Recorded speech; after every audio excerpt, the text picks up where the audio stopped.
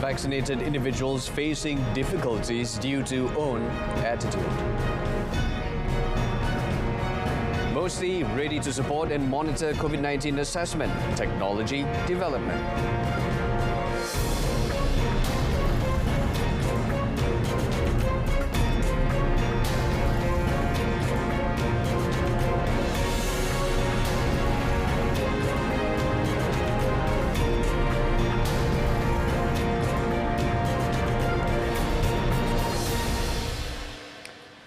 Welcome to the news at 10 with me, Brendan Lepore.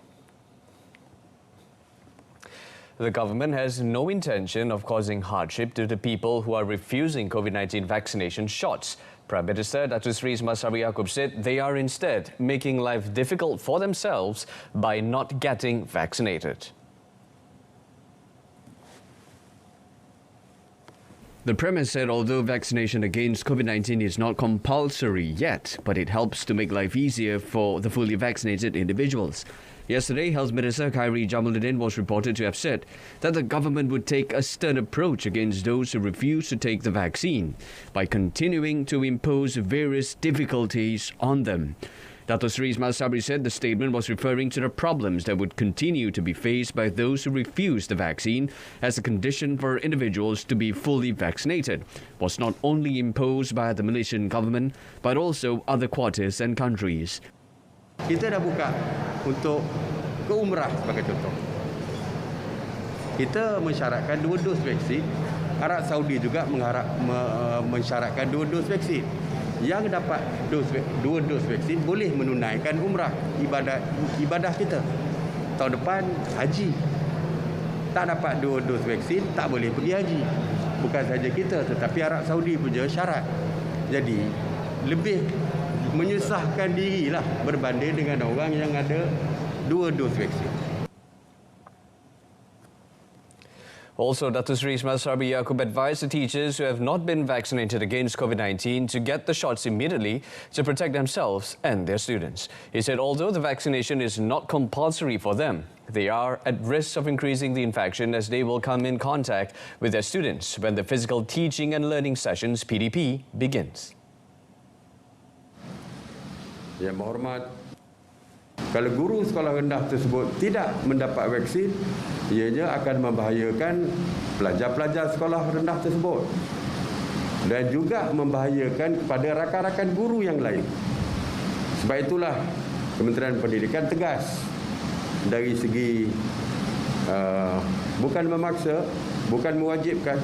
Saya tak tahu sama ada wajib atau tidak, belum lagi, tetapi mengarahkan.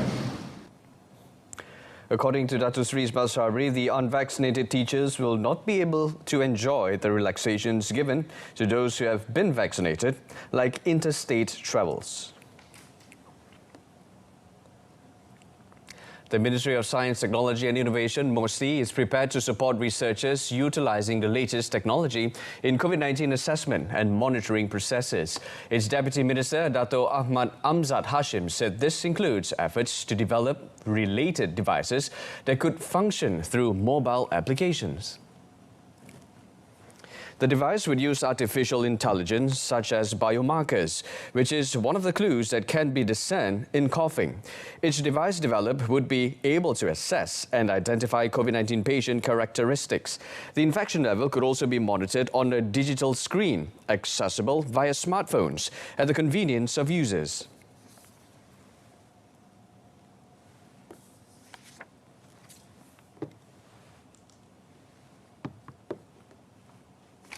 Menggunakan teknologi artificial intelligence, kepintaran buatan yang mengenal pasti biomarker. Saya difahamkan biomarker ni dia petunjuk-petunjuk di dalam batuk salah satunya. Jadi yang tu menggunakan peranti handset. Jadi itu sedang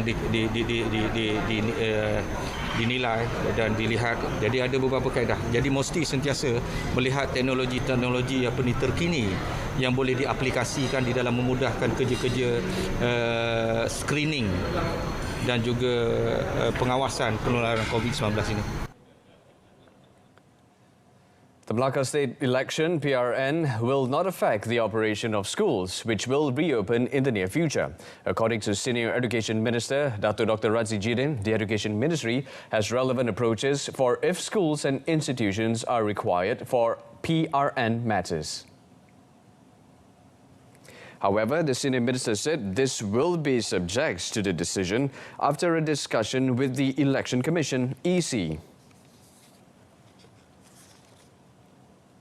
Itu tertakluk kepada keputusan SPR. Apa sahaja yang diperlukan bantuan fasiliti berkaitan dengan pendidikan ini, kita boleh bincang dengan ini dan kita akan bantu mudahkan apa sahaja urusan yang berkaitan. The National Unity Ministry, KPN, has denied advertising hundreds of job opportunities for kindergarten teachers, which had gone viral on social media recently. According to the ministry, the advertisement was uploaded on Facebook using the Department of Community Development Kerma's logo and a photo of Minister Datuk Halimah Muhammad Sadiq. KPN also said the requirements stated in the false advertisement were too low, with penilaian menengah rendah PMR and pentaksiran tingkatan 3 PT3 school leavers are eligible to apply for the post. The ministry clarified that the Department of National Unity and Integration had actually placed an advertisement on 11 October to fill just 6 positions as kindergarten teachers for candidates with at least a diploma in early childhood education.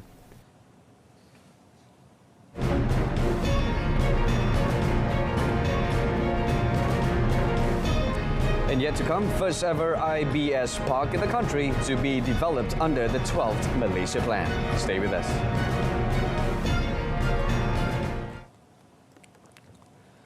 The Domestic Trade and Consumer Affairs Ministry, KPDN-HEP, hopes that the government will allocate additional funds for the franchise industry in Budget 2022. Its Minister, Datuk Seri Alexander Nantalingi, said the development of franchise sector will benefit the country. He explained that KPDN-HEP is committed to efforts in supporting and revitalizing the momentum of the franchise industry, which had been impacted by the pandemic. Untuk membantu mereka yang ingin menceburi diri dalam perniagaan dan secara mudah. Mengapa secara mudah? Kerana dengan sistem franchise ini adalah perniagaan itu sudah menjadilah, dia bukan dari from the scratch kata orang. Cuma memerlukan padanan antara franchisor dan franchisee dan juga latihan dan sebagainya, bimbingan. Dan oleh itu kita memerlukan dana supaya kita dapat memberi peluang yang lebih banyak kepada mereka yang ingin dalam bidang ini, dan kita sasarkan kepada golongan muda, iaitu macam mereka graduan baru, kerana 7 tahun mereka ini ramailah menamatkan pengajian mereka dan memerlukan kerja, tapi pekerjaan ini bukan senang untuk dicari sekarang, dan sebab itu kita lebih menggalakkan mereka menjadi peniaga, ya, sebagai entrepreneur. Previously, the franchise industry recorded sales of 13.3 billion ringgit in 2019, contributing to over 80,000 job opportunities. 5.2 billion ringgit in profits have been recorded at the end of the financial year 2020. The Ministry of Plantation Industries and Commodities will study a proposal to increase the floor price of scrap rubber from 2 ringgit 50 cents to 3 ringgit 50 cents a kilogram. Its Minister, Datuk Zuraida Kamaruddin, said the ministry will properly address the matter along with the Malaysian Rubber Board and the Rural Development Ministry. Sebab tu saya kena duduk dengan pegawai-pegawai daripada lembaga Malaysia dan juga Malaysia Rubber Council untuk melihat bagaimana kaedah itu boleh kita laksanakan. Jadi mungkin dalam keadaan harga getah ni nilai dia tinggi, kita nampak ada hasil. Tapi bila rendah mungkin tak nampak hasil. Jadi kita kena tengok imbangkan bagaimanakah kaedah yang boleh kita naikkan harga lantai itu. Previously, it was reported that the government had been urged to consider raising the floor price of scrap rubber to 3 ringgit and 50 cent per kilogram beginning January next year. This is to help more rubber tappers to raise their income and get out of the poverty line. Kelantan became the first state in the country to approve of an industrialized building system, IBS, park with an overall cost of over 70 million ringgit. Now, the project will be developed in Sungai Bagan, Machang under the 12 Malaysia Plan 12MP and is expected to complete within 24 months. Senior Works Minister Dato Sri Fadila Yusof said the IBS Park will assemble entrepreneurs of construction products, especially those that involve with the IBS technology. This will then lead it to being a local reference centre for improving the capacity and capabilities of the construction industry, specifically in the East Coast region. Biarlah yang ini dijadikan sebagai permulaan. Dan tak semualah kita nak buat industri IBS. Mungkin sini jadi satu excellent center, khususnya bila kita nak memfokuskan pembangunan kepada rumah rakyat. Dan dengan ada IBS di Kelantan ini, ianya dapat menjadi peneroka kepada adanya satu standard bangunan yang akan dapat dikeluarkan secara besar-besaran. The IBS development is expected to create over 3,500 job opportunities and greatly benefit the construction sector through cost reduction without compromising the final product's quality.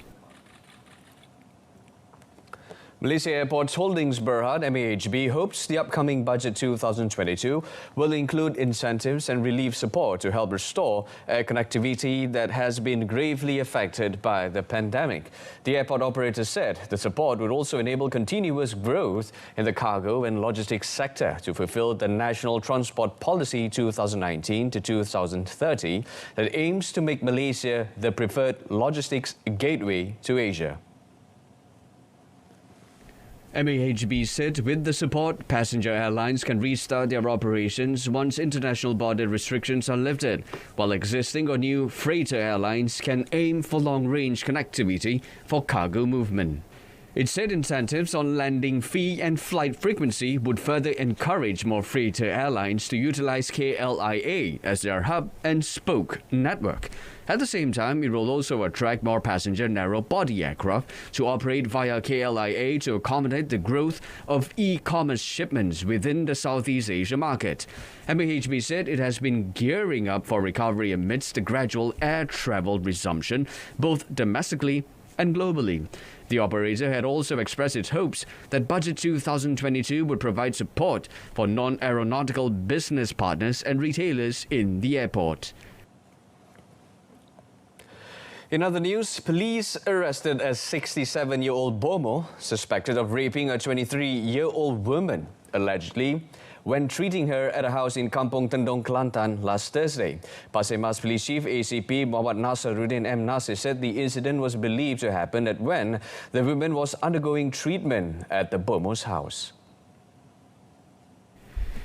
ACP Muhammad Nasaruddin said according to the victim, she went to the Bomo's house with her mother and husband-to-be and was then asked by the Bomo, known as Ayah Su, to go to a treatment room through a door at the back of the house. The woman claimed the Bomo then raped her in the room. ACP Muhammad Nasaruddin said the woman then lodged a police report on the same day, following which the Bomo was arrested at about midnight to facilitate investigation.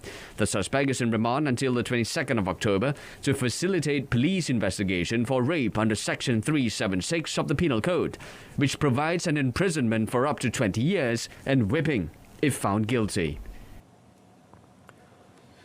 A man was killed while 3 of his family members were injured after the car they were travelling hit an elephant at Kluang, Johor yesterday.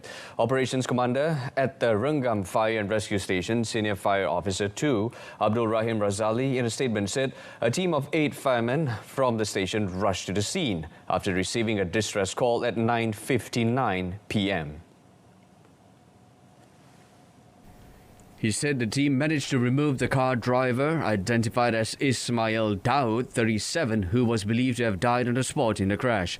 He also said that the injured were Ismail's 5-year-old son, his 65-year-old father-in-law, and a male relative who is in his 30s. The operations commander added that Ismail's body was later handed over to the police, while the injured victims were sent to the Encik Besar Haja Kalsum Hospital for treatment. Meanwhile, Kluang Deputy Police Chief DSP Abdul Razak Abdullah Sani, in a statement, confirmed the incident. He said the family was heading towards Kluang from Felda Bukit Tongkat when the car hit an elephant that was crossing the road. The impact caused the elephant to fall on the car, and the driver was pinned in his seat in the crushed vehicle.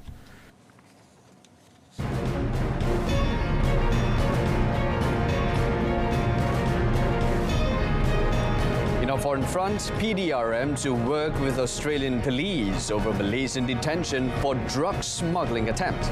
More after this.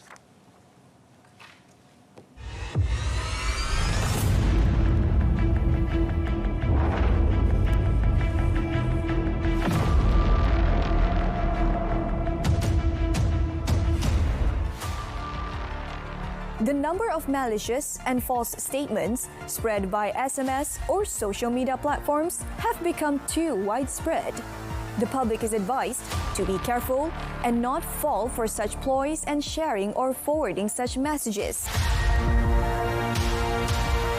Remember that spreading fake news is an offence under Section 233 of the Communications and Multimedia Act 1998. This carries the penalty of a fine not exceeding 50,000 ringgit or up to 1 year imprisonment or both upon conviction.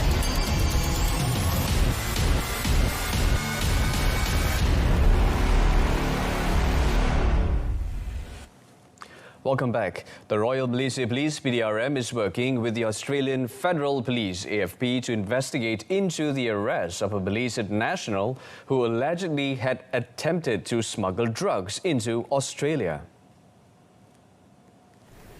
Bukit Aman Narcotics Criminal Investigation Department Director Dato' Razarudin Hussein in a statement said the suspect was apprehended by Australian authorities when he was found attempting to smuggle 450 kilograms of heroin worth over 400 million ringgit into the country.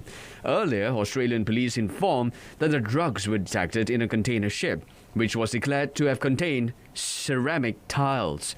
The suspect was not named, will be brought before the Melbourne Magistrates Court on Friday.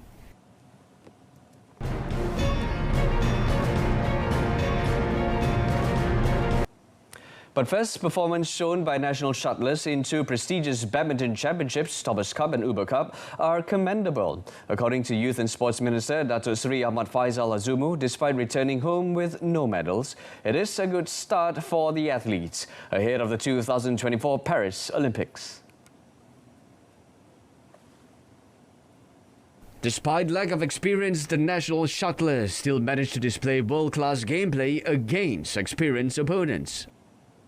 Saya berpandangan bahawa pemain-pemain pasukan Thomas dan Uber telah berusaha bersungguh-sungguh dan malang bagi kita apabila tersekat tidak mampu untuk ke final dan membawa balik piala adalah kerana pasukan lawan kita lebih hebat. Tetapi apakah kita akan terus menjadi kurang hebat?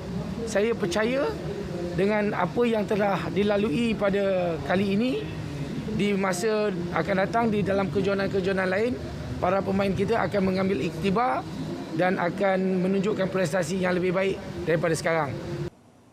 In another development, the minister applauded the Badminton Association of Malaysia BAM decision to put young athletes in 3 major tournaments, including the Sudirman Cup. When any association in any sports menghantar para pemain muda untuk memberi pendedahan awal kepada mereka, bukan kerana mereka tidak mampu bersaing. We've seen how they played. Bukannya mereka kalah mudah. Mereka kalah juga dengan memberi tentangan yang sengit. Ini bermakna keputusan itu tepat. Saya memuji usaha yang sedang dibuat dan